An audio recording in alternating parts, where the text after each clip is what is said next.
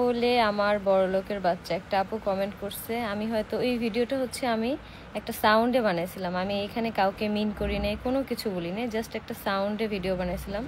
আপু কমেন্ট করছে আমি নাকি বড়লোকের বাচ্চা। আমি আপু কখনোই আমি কোনো ভিডিওতে বলি না যে আমি বড়লোকের বাচ্চা, কারণ আমার যতটুকু আছে আলহামদুলিল্লাহ, আমি আমার ছেলেকে নিয়ে আলহামদুলিল্লাহ ভালো আছি। আমি আহামরি কোনো কিছুই চাই না আল্লাহর কাছে। আমি সবসময় চাই যে আমি সাধারণভাবে জীবনযাপন করতে।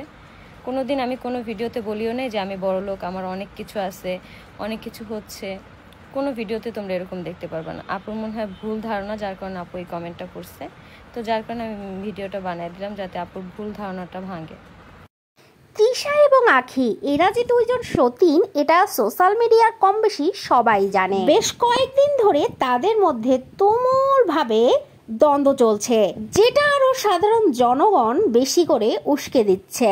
চলুন দর্শক, তার কিছু প্রমাণ আমরা আজকের ভিডিওতে দেখে আসি। ওলে আমার বড়লোকের বাচ্চা একটা আপু কমেন্ট করছে। আমি হয়তো এই ভিডিওটা হচ্ছে আমি একটা সাউন্ডে বানাইছিলাম, আমি এখানে কাউকে মিন করি নাই, কোনো কিছু বলি নাই, জাস্ট একটা সাউন্ডে ভিডিও বানাইছিলাম।